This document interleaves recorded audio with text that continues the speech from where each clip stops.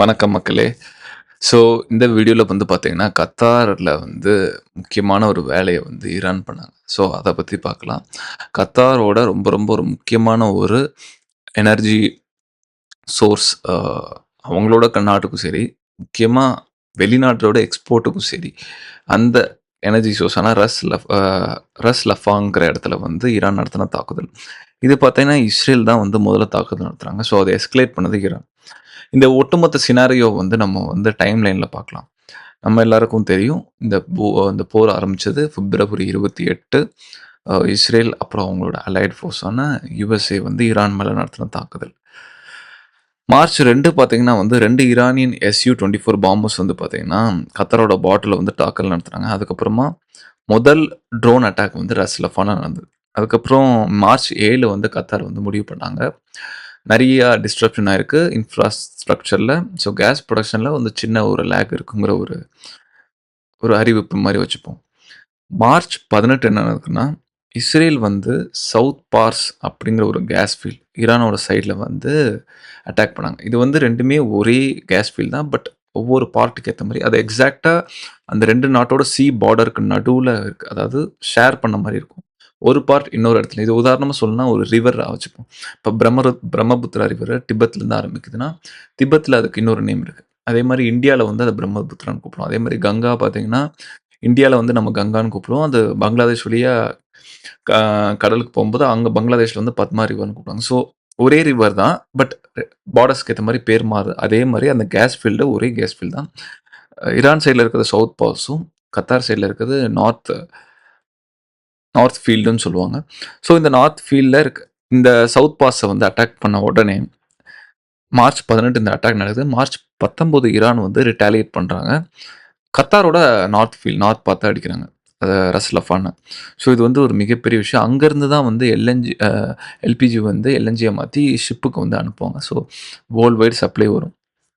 அது வந்து ஒரு மிகப்பெரிய ட்ரிகரா இருந்திருக்கு. இதுக்கு வந்து மார்ச் 20 பார்த்தீங்கன்னா, கத்தாரோட எனர்ஜி மினிஸ்டரான சாத் அல் காபி அவங்க வந்து ஒரு பயங்கரமான ஒரு வார்னிங் குடுத்துருக்காங்க. இதுக்கப்புறம் வந்து நமக்கு வந்து ஒரு பிரதர்லி ரிலேஷன்ஷிப் கிடையாது. கத்தாருக்கும், ஈரானுக்கும். இது வந்து ஒரு கிளியர் கட்டான ஒரு எண்ட் ஆஃப் ரிலேஷன்ஷிப்ன்னு சொல்லியிருக்காரு. அதே மாரி உலகத்தில வந்து இது வந்து ஒரு மிகப்பெரிய ஒரு வார்னிங் மாரி குடுத்துருக்காரு. அதே மாரி இத திரும்ப புதுப்பிக்கிறதுக்கு வந்து ரொம்ப நாள் ஆகும். அது ஒண்ணு. இந்த இடையில வந்து இன்னொரு விஷயம் நடந்திருக்குங்க. அதாவது ஈரான்ல வந்து என்னன்னா, ஈரானோட நியூக்ளியர் பவர் பிளான்ட்ல தாக்குதல் நடத்ததா வந்து ஒரு நியூஸ் வந்திருக்கு. ஸோ இது எய்தர் இஸ்ரேல் ஆர் யுஎஸ்ஏங்கிற கன்ஃபர்மேஷன் இல்ல. அதே மாதிரி எக்ஸாக்ட்டா பவர் பிளான்ட்ல அடிக்கல. இந்த சினாரியோ வந்து கரெக்ட்டா கத்தார் இந்த எல்என்ஜி அட்டாக் பண்ணும்போது மார்ச் 18 வந்து அட்டாக் நடந்திருக்கு. இந்த அட்டாக் பார்த்தீங்கன்னா, பஷர் நியூக்ளியர் பவர் பிளான்ட்ங்கிற ஒண்ணு. அங்கருந்து கரெக்ட்டா 350 மீட்டர்ஸ் தள்ளி ஒரு ப்ரொஜெக்டைல் வந்து விழுந்திருக்கு. கிட்டத்தட்ட பார்த்தீங்கன்னா, ஆல்மோஸ்ட் ஒரு பவர் பிளான்ட் பக்கத்திலே வந்து அட்டாக் பண்ணியிருக்காங்க. இது தெரிஞ்சு பண்ணியிருக்காங்களா? இல்ல தெரியாம நடந்திருக்கா தெரியல. ஐஏஇஏ இன்டர்நேஷனல் அட்டாமிக் ஏஜென்சி வந்து இத கன்ஃபார்ம் பண்ணல. அ கன்ஃபார்ம் பண்ணியிருக்காங்க. எந்த ஒரு டேமேஜும் இல்ல. அந்த நியூக்ளியர் பவர் பிளான்ட்ல எந்த ஒரு ரேடியேஷன் லெவலும் அப்நார்மலா போல எல்லாம் நார்மலா தான் இருக்குங்கிற மாரி சொல்லியிருக்காங்க. ஸோ இது வந்து செர்னோபில் லெவல்ல டிசாஸ்டர் ஆயிருமோன்னு எல்லாம் பயந்தாங்க. ஸோ லக்கிலி இது ஆவல. ஸோ இதுக்கு ஒரு ஒரு ஒரு ஒருவேள வார்னிங்கா இருக்குமோங்கிறத ஒரு ஒரு பயமும் எல்லாருக்கும் இருக்கு. இது பண்ணது வந்து ஆப்வியஸ்லி இஸ்ரேலா தான் இருந்திருக்கும். ஸோ இப்போ கத்தாரோட அந்த ஃபீல்ட் அடிச்சதுக்கப்புறம் வேர்ல்ட் டிஸ்ட்ரப்ஷன் அதிகமாகுது. ஸோ இப்போ ஈரான் என்ன பண்ணுதுன்னா, இது நேரடியா யுஎஸ்ஏ அடிக்காம அது வேர்ல்ட் வைட்ல பிரஷர் போடுது. ஸோ வேர்ல்டோட பிரஷர வந்து ட்ரம்ப் ஏத்துக்கிற மாரி. ஸோ இது வந்து உண்மையிலே ஒரு நல்ல மூவ்ன்னு தான் நான் சொல்லுவேன். ஸோ ஜியோ பொலிட்டிக்கலி ஈரான் என்னதான் வீக்குன்னு நமக்கு தெரியும். அதாவது பேப்பர் வைஸ் பார்த்தீங்கன்னா, அவங்க லிட்டரலி அவுட் ஆஃப் நம்பர் இருக்கு.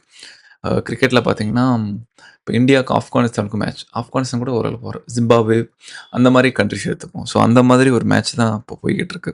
ஃபைட். ஸோ இத பத்தி நீங்க என்ன நினைக்கிறீங்க? மறக்காம கமெண்ட் செக்ஷன்ல சொல்லுங்க. இந்த வீடியோ பிடிச்சிருந்தா லைக் பண்ணுங்க. பாய்.